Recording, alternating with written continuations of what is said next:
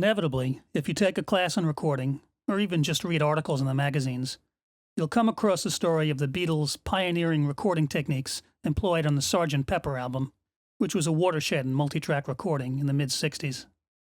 They're always quick to point out that the rich sound and dense layering on that album was accomplished not with 24 or 48 tracks, like modern recordings, but with only 4-track recorders. Well, the Studer J37 4-track tape machine model here is the model used for those classic tracks, and Waves has tried to capture all the elements of the original hardware that contributed to the rich analog sound of the recordings made with it. But before I start going through the ins and outs of the plugin, here's a little background on the original. The 4-track Studer J37 model arrived at Abbey Road in 1965. It was the first multi-track from Studer, who went on to become one of the leading makers of multi-track recorders all throughout the heyday of analog tape.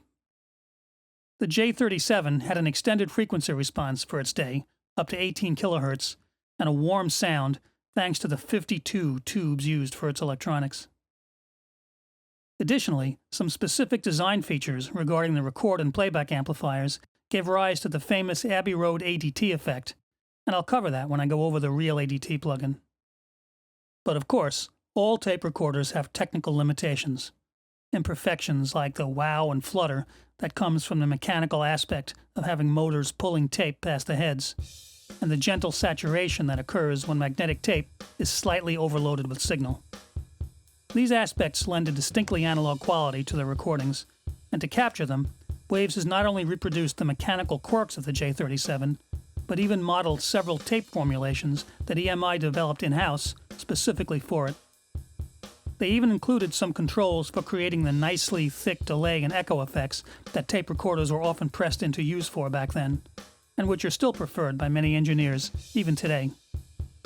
All of these aspects of the J37 sound and operation can be controlled from the plugin's main panel, but before I jump in, I want to just for a minute touch on one recording technique closely associated with the J37 and the Sgt. Pepper album. That's sound-on-sound recording.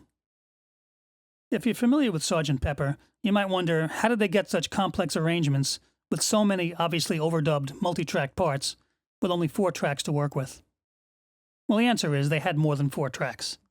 The Beatles engineers and producer George Martin actually utilized 2 J37s and a recording technique called sound-on-sound. They'd record 4 tracks on one machine, and then all 4 tracks would be mixed down to 1 track of the second tape machine, in mono.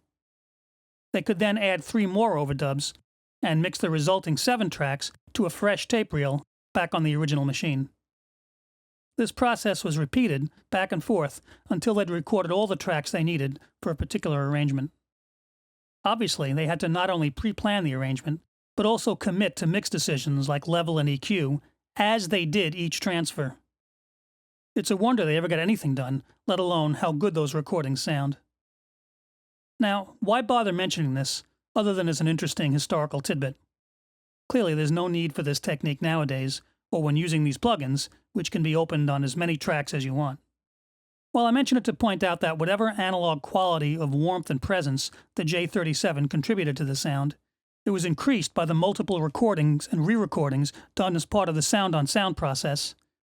So if you're wondering how much of this analog tape effect is appropriate and how much may be too much, keep in mind that there was quite a lot of analog tape artifact on those classic recordings. So don't be afraid that you're overdoing it if you like what you get when you give the J37 plugin a little extra push.